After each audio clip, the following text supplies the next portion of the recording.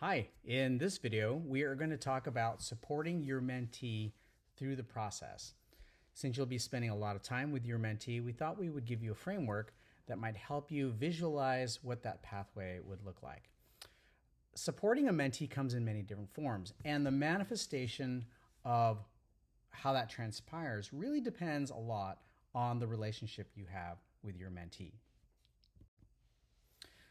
This is a wonderful framework that was published in Academic Medicine by the Ramani group. It's a wonderful map that was published in the quote unquote last page. And so I wanted to go through this map with you to give you an idea of what a mentoring relationship could look like. So before I do that, always keep in mind to maintain a professional relationship with your mentee.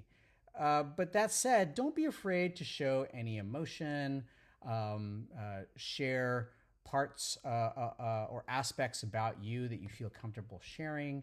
Be receptive to what your mentee might share with you, but always know that you're going to have a professional mentoring relationship. That mentoring relationship could it could develop into a friendship, which is perfectly fine. But within the mentoring space, there are definitely some guidelines, as shown in this pathway, that you should keep in mind. Remember that you can show empathy and sympathy. Remember that mentees are bound to experience a full range of emotions.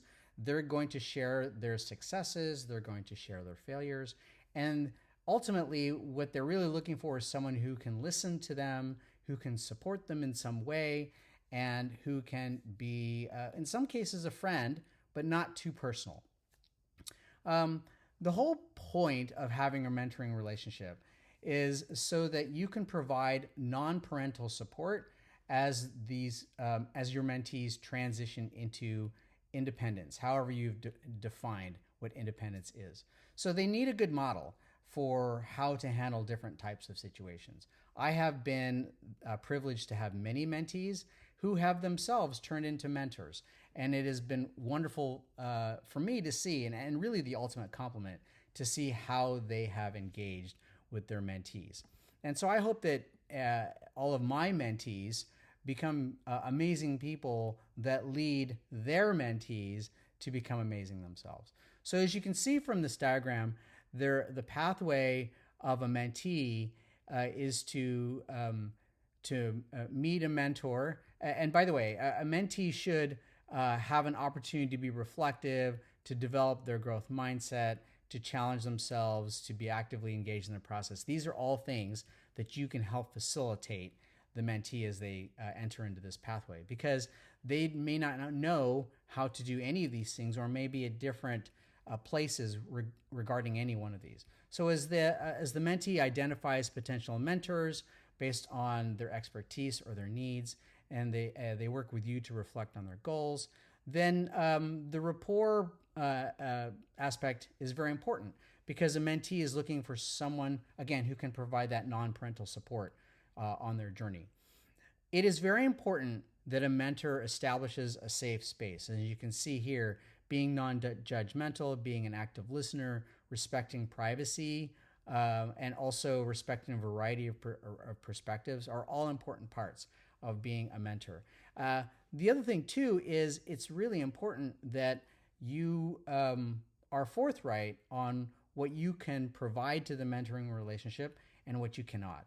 And that's okay, because a mentoring journey is really a partnership where both people are going to grow. You're going to grow as a mentor, they're going to grow as a mentee.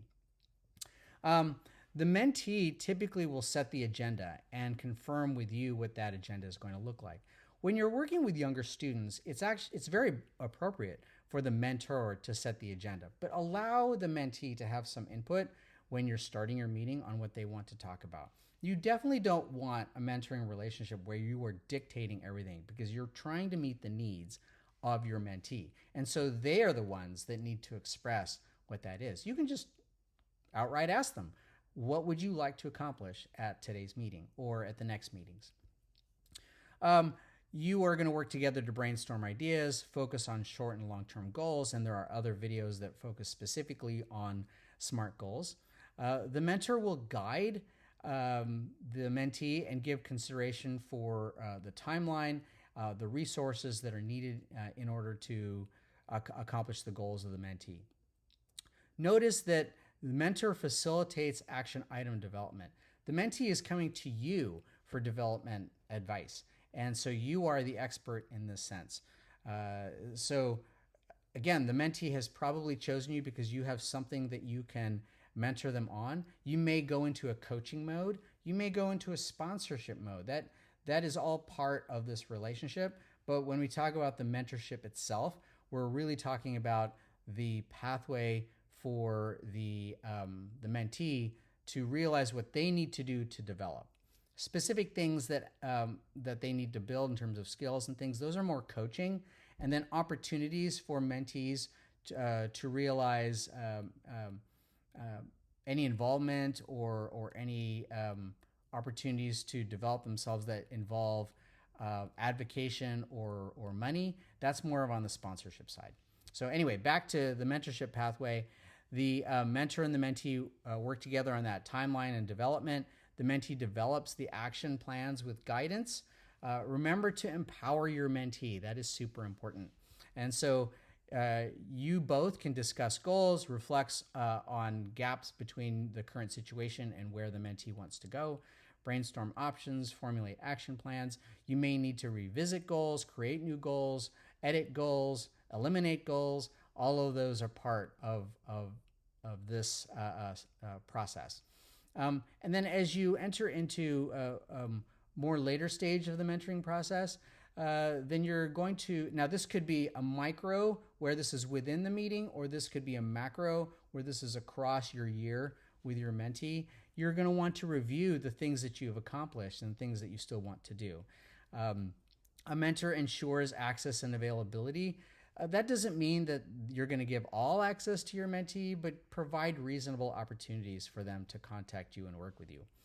And then as you can see here, there's the mentee is the one that needs to enact the plan. You're a guide for them. They are the ones that need to take the action. And then the mentee is going to review successes and failures. And as you can see from these ladders, this pathway is not unidirectional. There are sometimes sort of like chutes and ladders game where the mentee or the mentor may need to go back to different parts of this map. And as you can see that the map is, or the roadmap is arranged in a prepare, building the relationship, planning, reflecting, enacting, reviewing. This is something that can happen as one path, or in macro, as I mentioned, or in micro where it's a cyclical type of thing. This could happen within a meeting, if you will. So this is a really good framework. At some point, the mentorship relationship is going to end. If you and your mentee decide that at the end of MedWork that you have both accomplished the mentee's goals and maybe even the mentor's goals, then the relationship can end. I have had mentee-mentor relationships that have been very short, and some that have lasted for years. In some cases, off the top of my head, decades. But there's typically an endpoint at some point defined by both people. And so when you get to that point, you're going to want to review your journey, reflect on lessons learned, plan for any next steps. How do you hand off to a new mentor, for instance, or maybe a coach or a sponsor? Identify any of those people, and then consider you yourself as the mentor on mentoring other people. And you will have learned some skills from this particular mentoring relationship that will carry on to other mentoring relationships. It is a wonderful and fun process. And again, this is a really good framework to use. There are others, but I really like how this one is laid out. All right, have fun in this journey.